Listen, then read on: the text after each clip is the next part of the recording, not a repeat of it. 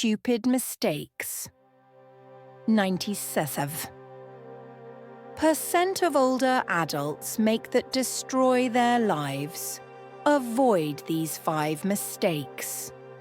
Did you know that most of the damage done in old age isn't caused by disease but by simple mistakes? It's not always a heart problem, memory loss, or even poor diet that robs people of joy and freedom in their later years. More often, it's the invisible traps we fall into without even realizing it. This video is for those of us in our 60s, 70s and beyond who want to age with strength, not regret. If you've ever found yourself asking, "Is this really how I wanted to live at this stage of life?" You're not alone. The truth is, many good people walk right into habits that slowly ruin their health, relationships, and peace of mind. In this video, we'll uncover 5 of the most common and dangerous mistakes older adults make. Let's get into it. One of the biggest mistakes older adults make is handing over control of their lives too soon. Whether it's their finances, their home, or even their daily choices, it often starts with good intentions. You might say, "I want to make things easier for my kids," or "It's just simpler if someone else handles it." And while that sounds kind, this quiet surrender often leads to something far more dangerous: learned helplessness.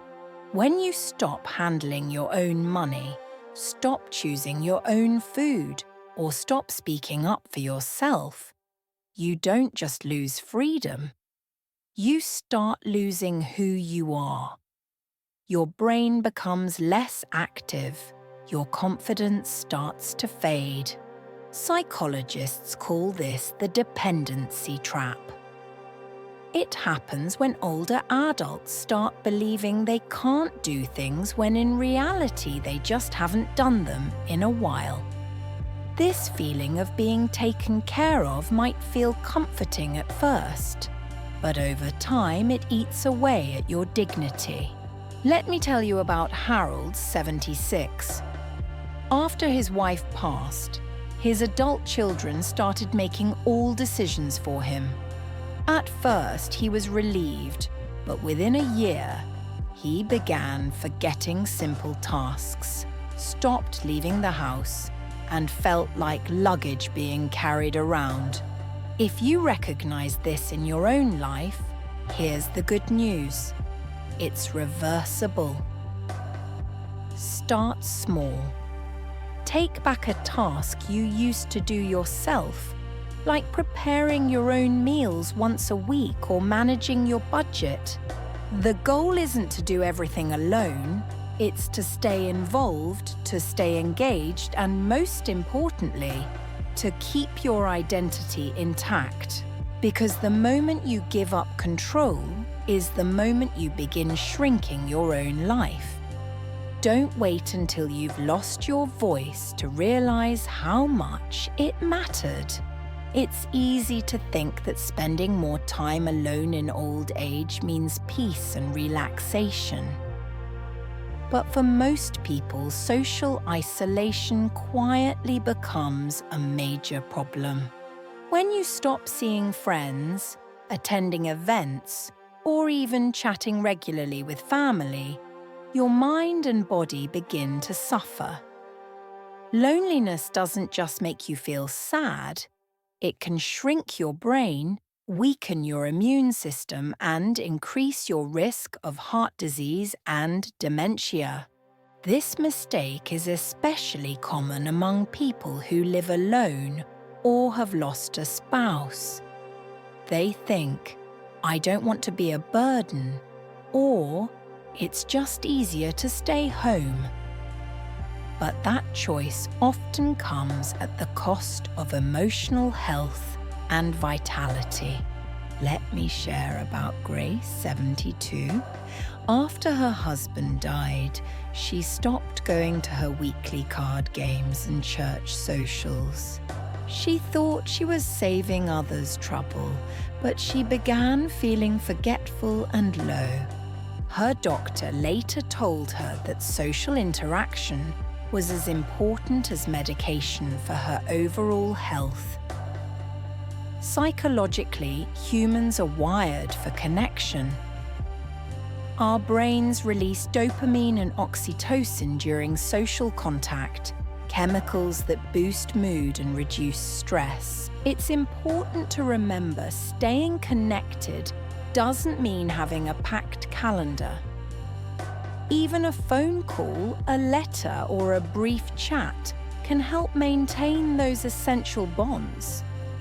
The key is to stay visible and engaged in your community, no matter how small the step, because isolation is one of the stealthiest killers of the spirit, and breaking free from it can be one of the most powerful ways to reclaim your life.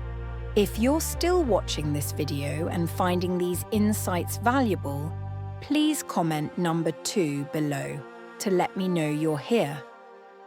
And if you haven't subscribed yet, I recommend you subscribe and turn on the bell so you don't miss any videos.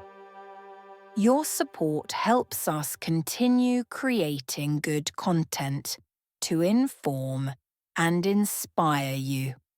Now, let's move forward. One of the biggest, most damaging mistakes many older adults make is simply stopping regular physical activity. It's not about becoming an athlete overnight. It's about moving your body daily, even in small ways. When movement stops, muscles weaken, bones become brittle, and balance worsens, making falls and injuries far more likely. Many people believe that aches, pains, or fatigue mean it's time to slow down or rest more. But the opposite is often true. Movement improves circulation, strengthens the heart, and keeps joints lubricated. It also releases endorphins that boost mood and sharpen the mind. Take Walter, 79, for example. After retiring, he gave up his morning walks and gardening, thinking his body was just too tired. Within a year, he noticed his legs felt weaker and he stumbled more often. When he started walking again, just 10 minutes a day, his strength returned, and he felt more alive than before. Exercise doesn't have to be formal. It can be stretching, tai chi, light weightlifting, or even dancing in your living room. The key is consistency. Keep your body active and you'll keep your freedom. Ignoring physical movement is like letting your car sit in the garage without fuel. It may still run, but it won't run well or last long. Many older adults see technology as confusing, unnecessary, or even intimidating, and so they avoid it altogether. But in today's world, refusing to engage with basic technology cuts you off from vital communication, healthcare resources, and opportunities for independence. From telemedicine appointments to connecting with loved ones through video calls, technology can be a lifeline, not a barrier. I remember meeting Linda, 70, who insisted she didn't need a smartphone or computer because it's too complicated. She felt lonely and out of touch. After her granddaughter taught her just a few simple apps, Linda's world opened up. She could talk to friends daily and even get prescription reminders on her phone. Avoiding technology isn't just about missing out on convenience. It can contribute to feelings of helplessness, and isolation. The brain benefits from learning new skills at any age, and technology offers constant chances to grow mentally and socially. There's no need to become a tech expert overnight. Start small. Learn to send a text, make a video call, or use a simple health app. Embracing technology helps you stay connected and informed, two of the most important factors for thriving in older age. Resisting technology might feel safer at first, but in the long run, it limits your freedom, health, and social life. If you're still watching this video and finding these insights valuable, please comment number 4 below to let me know you're here. And if you haven't subscribed yet, I recommend you subscribe and turn on the bell so you don't miss any videos. Your support helps us continue creating good content to inform and inspire you. Now, let's move forward.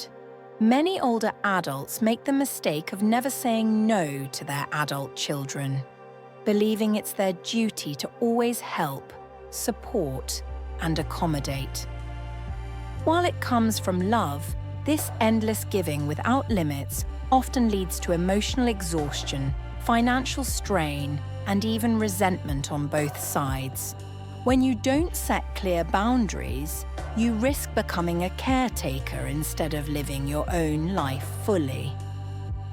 Take James, a 75-year-old retired engineer who never refused his children's requests, even when it meant lending money he couldn't spare or taking on chores that wore him out. After years of this, James felt drained and distant from the very family he was trying to support. He didn't realize that by not setting limits, he was weakening his relationships. Boundaries aren't about being selfish. They're about self-respect. They create space for healthier relationships where both sides understand and appreciate each other's needs and limits.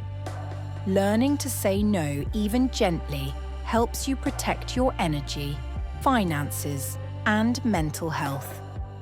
Psychologists say that setting boundaries is one of the most important skills for seniors to maintain autonomy and dignity.